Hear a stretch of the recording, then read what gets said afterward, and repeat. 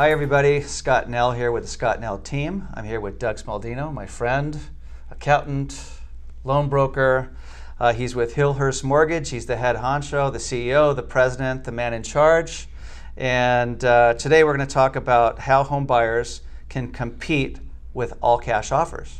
So tell us, how do we do it? Thanks, Scott. This is something I'm really passionate about because I'm tired of seeing families that have worked hard and ready to, gotten their credit in good shape and saved money for a down payment and have worked hard to at a job and to have stable income that just want to buy a house for their families.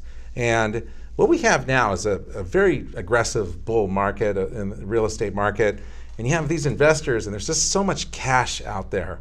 And we're seeing a lot of people just come in, just plop down, all cash. It could be, 500,000, $1 million, $1.5 million, just so much cash out there. So, for, Tom and Sally who want to buy a house to raise their families that have scraped up that 10 or 20% down, it's frustrating for them when they get out there and they've worked hard and they find that house and they want to write that offer and they find out there's 5, 6, 7, 10 offers on that property. So how do we compete with that? And how can we counteract these aggressive sellers that are coming in with all cash and they'll close in 10 days or less? Well, the first step is being pre-approved and having a clients come in, get all their do their homework way in advance, where we have current bank statements, current tax returns, W-2s, paycheck stubs, everything we need to approve that loan, not just pre-approve, approve the loan so that they have a solid loan approval. Then we can remove contingencies and reduce contingency times.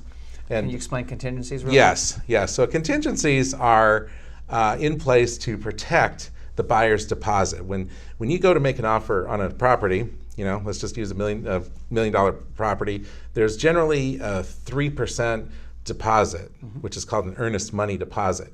Now that 3% is thought of as a good faith deposit that the buyer puts in escrow, which is our independent third-party holding company, that is to be used towards the purchase price. Now, that 3% is protected as long as there's contingencies in place. Like if they cancel, if the buyer has a loan contingency and an appraisal contingency, meaning the property must appraise at the purchase price.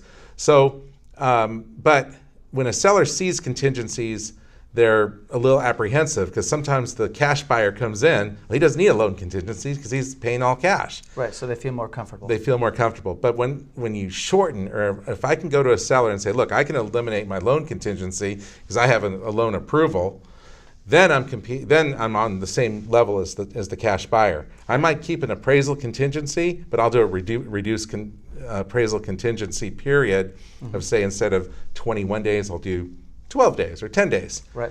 The cash buyer is not going to be able to close in one day. He's going to have to do his own inspections.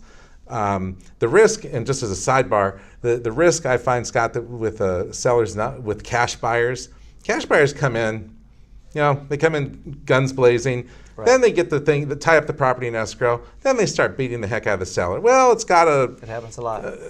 Crack tile, crack this. Then they negotiate, and the seller doesn't want that. I'd rather the sellers most want to go with some serious buyers, just want the house. They're not going to be picky and nitpick, and so it's not the grass isn't usually greener on the other side with all cash buyers, but it is all cash, and the risk of that transaction not closing isn't generally that much. So, but just I've had more deals cancel or go sideways with cash than with a traditional buyer who's getting a loan. Yeah. Well, that makes sense. So, like I said, getting fully approved in advance, getting your documentation in, also having a reduced contingency periods is also a way you can compete with cash. And then working with a very strong local lender, like us, of course, that knows how to communicate the buyer's strength to the listing agent.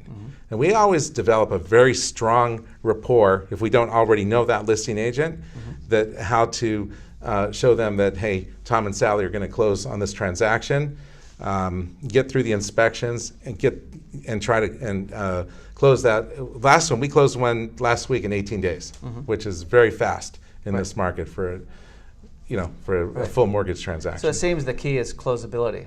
So if you can show them that the buyer is strong and that you've already underwritten them, pre-approved them, then you get in touch, the lender gets in touch with the listing agent as well to show the strength of them as a lender. Then the realtor does the same thing. At that point, I think that you can be very competitive with cash because you're showing that you're just as closable. Exactly, and with a lot less picky of a buyer. Yeah, I find the people usually that get the loans are usually easier to work with too. So it's a matter of pitching the strength all the way around. Yeah, that's exactly what we do, and we've been very successful at it, and we've beaten cash buyers out with even with FHA loans in the past. We've been able to been very successful with that as well. So it's a very good tool. A lot of agents get nervous of it. We look forward to this challenge. We're very passionate about our buyers getting their offers accepted and having a home. Excellent. Great information. Thank you, ladies and gentlemen. Thank you for watching. Thank you. Hey everyone, if you'd like more information about myself or my amazing team, check out scottnellteam.com or subscribe to our YouTube channel. Thanks for watching.